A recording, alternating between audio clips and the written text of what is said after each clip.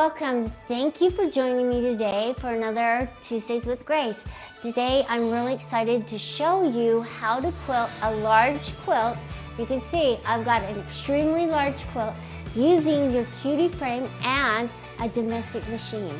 Now I'm excited about this process because it's been a little while since I've jumped in and really quilted a quilt using domestic machine and a hoop style frame.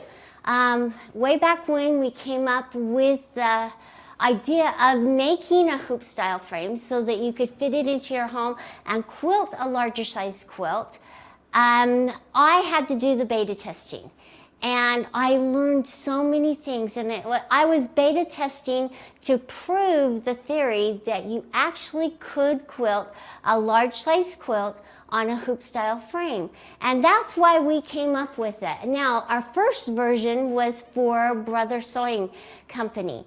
We made them a version of the first hoop style frame where they could take their domestic machines and put it in somebody's home, and you could add automation to it. So the sky's the limit. You just don't have to dedicate a huge area or space to quilting. You can do it within your limitations. So when I started quilting, I have a very small house and it's filled to the brim with quilting items.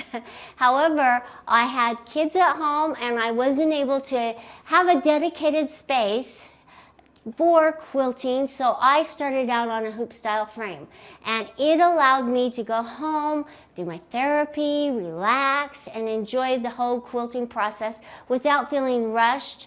And so, you know, there are some real advantages to the hoop style frame. I'm not going to say that there are any disadvantages, because how you quilt is what is really important.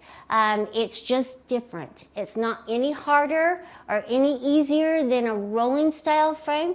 It's just different, and it's a different process.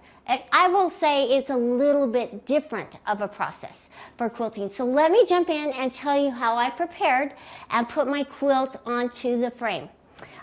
Notice that I'm using our little Cutie tabletop fabric frame. I'm going to call it not a frame today. I'm going to call it my accessory or my fabric manager, because it's managing my fabric and going to allow me to move the machine across the quilt for me to be able to create my beautiful designs. It's much easier for me rather than pushing the quilt through the throat of the machine. Now it's on a carriage with fabulous wheels, and it's making it easier for me to move across the quilt without the headache or the shoulder aches or the back aches or even your foot and hand aches that you're going to get from push-through quilting. So let's talk about how I got my quilt sandwich ready to go. So I laid out my top first, and I put my top on my batting. I folded it up, and then I unfolded the batting and got all my wrinkles out. So that was number one. So I did that, and then I laid my backing out on the ground because I don't have an area or a table to bring it up off of the floor, and this was just easier for me. So use your king size or queen size beds to lay your quilts out on using your leaders, and I am using the leaders. Now if I wasn't, I would have to make my backing that much wider and that much longer, okay? So I'm using the leaders to give me that little extra because my backing is kind of limited. You can see that I pieced it because I kept running out of fabric. So I didn't have enough to make it really, really wide to allow for the backing to act as my leader to give me that little extra that I needed. So I am using the leader cross. And some of you might say, well, it's got that cording, it's really hard to use. Well, the reason it has the cording is so it starts to make it more even as you roll. This is kind of what we call the soft rail, like on a rolling frame. And so as you roll it, it makes your tension a little more even, and it makes it roll a little more even from top to bottom. Now I have my quilt on lengthwise rather than widthwise. When a hoop style frame, you could quilt any direction. So you could put it on lengthwise or you could put it on widthwise. It just depends on how quickly you want to move across, if you want more sections moving across or moving down this way. So I sandwiched all my pieces together. I folded it up. You can see it's all nicely folded. I brought it over to the frame and I slid it underneath the throat of the machine, underneath the foot. And now I've positioned it so that it's just right there to the edge. So I'm only going to have so much area to quilt. So with me using my foot pedal for my quilting, I'm going to have to make sure that I don't hit the back of the machine or the sides of the frame. So I'm going to mark my area. And this is what I'm going to use, is my painter's tape. And if you don't have stitch regulator with the edge warning, this is what you have to do, because it gets that was the one thing that I found very frustrating when I was beta testing the hoop style frame. I was used to using the longer arm machines and having a larger quilting area. And so the limitations of the smaller throat, I kept hitting the back. And so I learned that by marking my quilting area, it saved me the headache of hitting the sides or the back of the machine. So that's what we're going to do right now.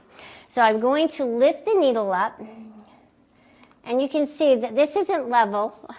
So it's nice to have it on a level table, but I'm working with what I've got right now. And you can tell my tails are really long. So I'm just going to cut them off. All right. So let me just put that right there on the side. Okay, so I already know that I've positioned my quilt right back here, so it's not, my machine will not hit the back or these little quilt clips that are clamping it together. Okay, that's really important, because if you were creating a design and you were moving up in this area and you had it clamped, then you would hit the quilt clips and it also messes up your design. So we're positioning it down low enough, but that we can at least clear this little border here. Now, when you're creating quilts, also remember that you need to create the quilts to work within the parameters of your machine for your designs. So if this, rather than me breaking this border up, if it was one large blue border rather than having the 3 different sections, then that would be really hard, and that would be my limitations of my machine.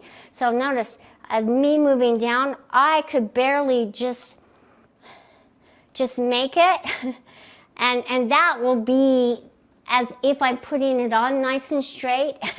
So I will want to work within my area. So making your borders a little smaller to fit within the throat of your machine will allow you to create different designs, and you won't be limited to using the same designs over and over and over again, because they fit within the area of your quilt. So just little things to think about as you're creating those beautiful tops, and until you can get into a longer arm machine, it's not that hard to just break it up and add another little border to it. It's you and how you quilt. Okay, so that's my limitation there. Let me pull it forward, okay? And so right here, where the needle is, I'm going to put it down in. And I'm going to put the foot down, so it's right there. That is where I'm going to mark. But I'm not going to mark in front of the foot. I'm going to mark behind the foot, because I want to give myself some allowance before I hit that area. So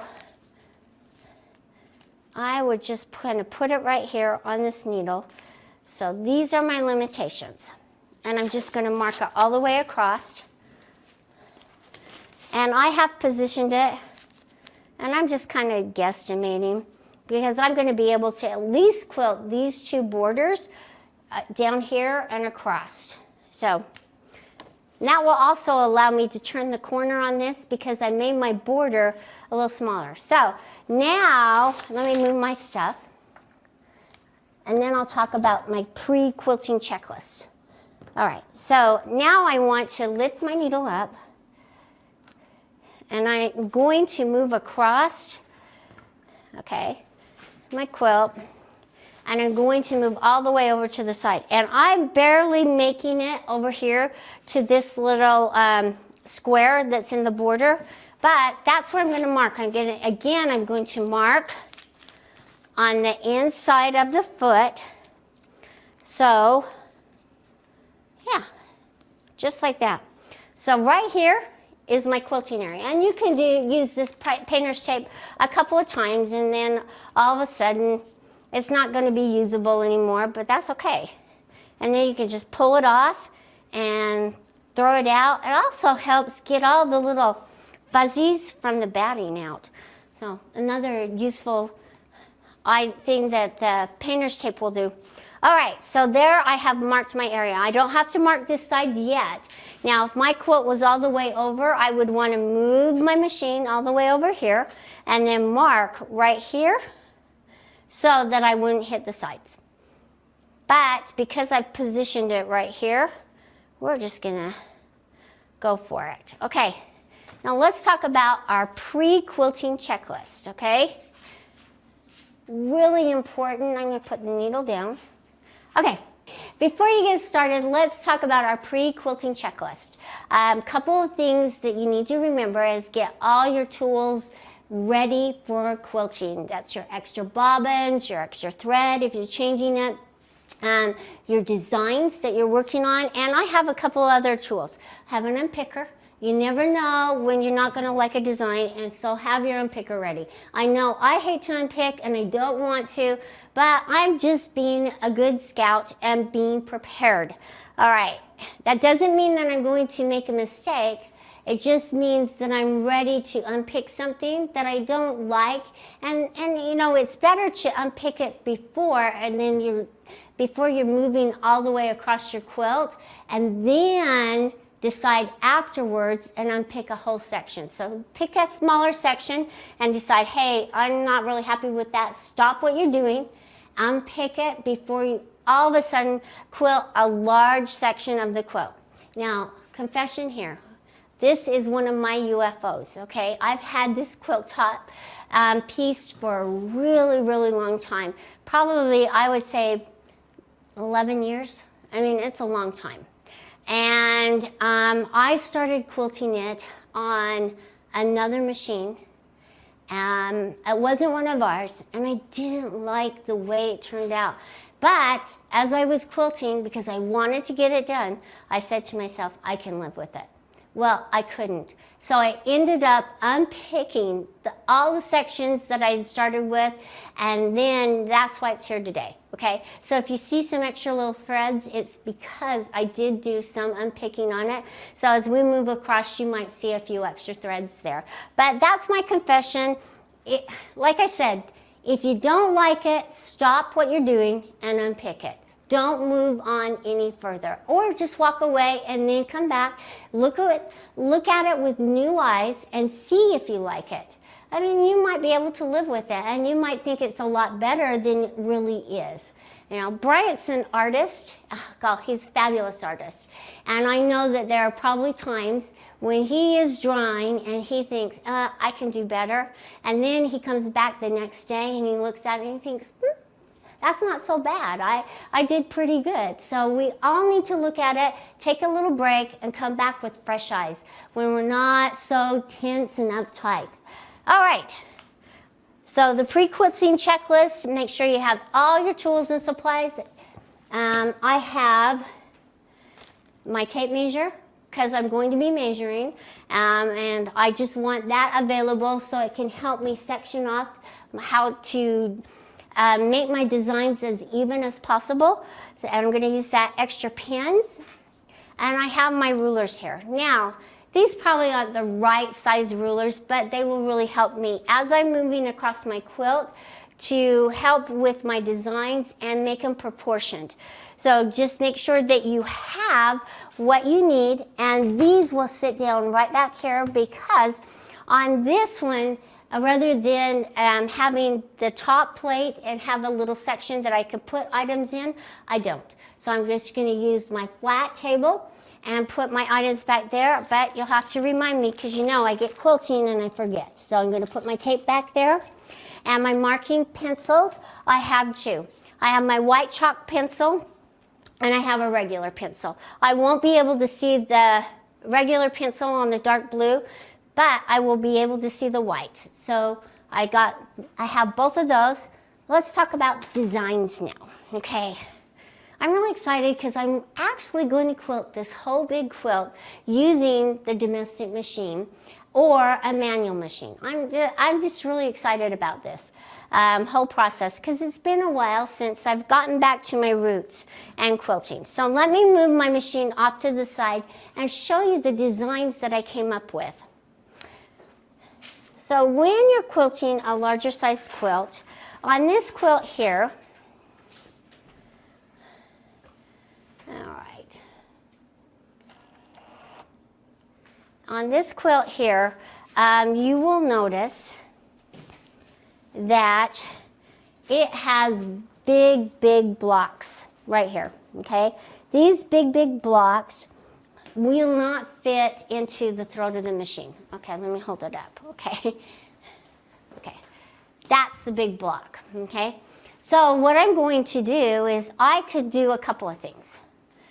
I can use the pattern of the fabric as my inspiration. I could do lots of little pebbles. I probably won't. I could do stippling in this area. That way I will be able to break it up just a little bit. I could do an edge-to-edge design in the area, or I could section it off into like a little 9 patch. Or a little, not a 9 patch, you could do a 12 patch or whatever works within your area. And then you could do several different little designs and make it fun and unique. So think about your quilt. Each quilt will have its own personality and own style. This is a more geometric quilt, so I'm kind of using swirls and geometric designs. But you think about the personality of your quilt and what you want to see on it, and then start doodling the designs. So let me show you really quick what I was thinking for the border here. All right, I doodled a lot of geometric designs, and there were several that I was thinking about I could use. And I'm going to draw my border here. It's not to scale, okay? Actually, I could. Let me measure it, and it's about 2 1/4. So let's just do this. So I'll do a straight line across. Let me turn my page over. And I'll do a line across, and then I'll come down. That's what I like about our rulers, is with these, you have the marking tool, and you can mark in the little sections. So that, and then I want to kind of go halfway up in between, so I just want to do up there. Let me just, 1/8. All right, I'm doing the 1/8. All right, okay. So I did my center line, and that's what I'm going to do on my quilt. That's why I brought the white chalky pencil, so I could make a center line, because I want to have an area as I'm drawing so that I can keep my design even and consistent. So what I thought I would do is I would do these little hearts, okay? So let me see if I can do them, okay? So I'm going to start here. And I'm going to come down like this. I'm going to start right here in this one. And I'm going to come down and around like this. And then I'm going to go back. And then I'm going to come down and around like this. And then I'm going to go back. All right, so that's my one heart. All right, so now I want to continue on. And I don't want to go all the way up to that point. I want to come down. And as I'm starting to come up this one, right now, I want to come up and come around like this, and then come back and up, come around like this, and then back. Okay, now remember what I did is I started coming around like this and coming back and then down like this. And now I'm hitting my ruler, so I'll move it out of the way. All right. All right. And so that's kind of the design I thought would be really fun on the quilt. And then for my corner, I thought we could come and do the same thing, but we want to go up like this on the corner, come down, and then up like this on up like this on the corner and come back this way. All right, and then I'll just go around the corner and make it nice and straight. So I'll just do my design this way. So that's a fun, easy little design. It does take practice so you can get it in your head and get those muscle memory going, but it won't be that hard. And try it out. Try something different, try something new. This is your opportunity to really grow as a quilter.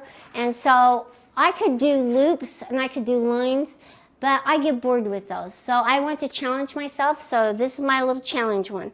So let me come in and let me put my needle up. I can already tell we're gonna have a little struggle with our bobbin. Notice that I've got a little thread buildup right there. So I'm gonna pull that out. All right, now I'm going to cut it off. And let's tack down our quilt. I haven't tested the tension yet. So that's what I'm going to do with your machine. Let's talk about what accessories you need for your machine to machine quilt. You will need your darning or hopping foot. You will need to make sure that your presser foot gauge, that's the pressure that the presser foot is pushing down onto your quilt layers, is adjusted for quilting. And not too tight. And then you want to make sure your feed dogs are down, okay, and not up, because your feed dogs are what feed the fabric through. All right, now I've done that, I'm going to pull it down as far as I can, and I'm going to tack my quilt down. I'm going to use my little buttons that are on my machine to insert my needle and pull it back up and pull it away. It's really important to pull up your threads and to tack down your quilt. I can tell that that pressure on the presser foot is a little tight, but we're going to live with it because this little machine kind of likes it a little tighter. And now we can check to see. And I like to put my fingers just like this to hold my fabric down. And remember, I'm trying to stand and quilt and push on the foot pedal. So I'm going to turn my foot pedal this way so that I don't hit on the cutter. And I'm just going to push down and start tacking it down. I'm going to keep it within the boundaries of my 1/4 of an inch. All right, now I want to pull my, my handles out.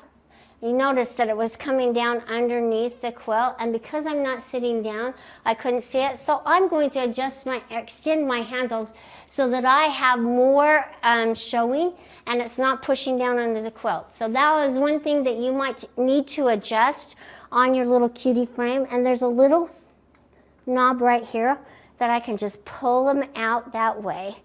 And then I can also adjust it and then just screw the knob back in and it will tighten everything up. There we go. And now it's tight, and now it's accessible for me, and I'm not fighting with the fabric right here. I don't want to fight with it. I don't like to argue with my fabric, and so I'm just going to move it up and then start moving across. Now I went back a little too far, so I'm going to bring it in. All right, now I'm going to start moving across. All right. And notice I'm in control of my stitch length and my speed, okay? So I'm just tacking it down right now. And as I'm quilting, I'm noticing my stitches are a little loose. and I don't like that. So I need to go and see what's going on. Maybe it's just that I'm moving too slow, and I need to speed it up, which I will. But this could be just my basting stitch, and that's why I'm doing it. I'm going to do a little practice stitches here on the side before I get started. Okay, notice I got off there.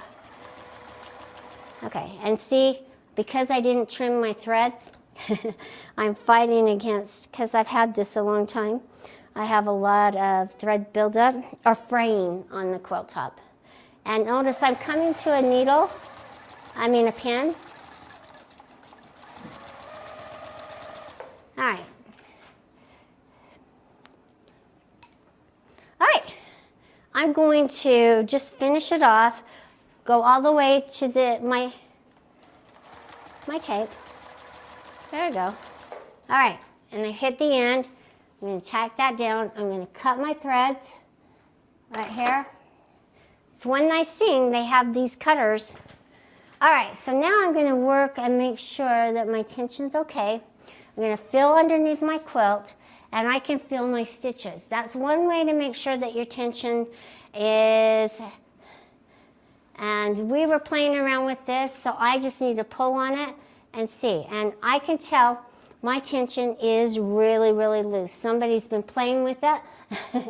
So I thought this was set up. That's why you test your tension. My tension knob has been all the way over to a 1, and that's not giving me any tension at all. It's okay for tacking down my quilt on the edges, but I want to adjust that. I want to move it lefty-loosey, righty-tighty. So if I was loosening it, I would be turning it towards me. I'm trying to tighten it up, so I'm going to be turning it towards the back of the machine. And usually, we want to go at least a 2 or a 3 to start with and see what that looks like. So I have a little bit of batting right here. I'm going to pull this on. I'm going to pull up my threads, and we're going to check my tension. I'm going to move my foot pedal down here, and I'm going to do my needle up, needle down. All right, my thread's a little short. I'm not going to worry about it, but now I'm just going to push on it and see if my tension is a little better. And look how much nicer that is. It's not so loose. Oh, such a much prettier stitch. So as I'm moving, okay, so that I can live with. Okay, the next time we come back, I'm going to show you how to draw the design on and get started quilting. For that, I'm going to sit down and quilt. We're going to start out with the foot pedal, then I'm going to move to stitch regulation. But it's all going to be done on the domestic machine. So I'm very excited about this little quilting journey, and I hope you join me throughout this process and really jump in and get to know your frame, your machine, and how you quilt. That's why we invented the hoop style frame, to free you up to do what you love to do. So join me next time, and we'll get started and jump in and begin quilting. I'll see ya. Bye-bye.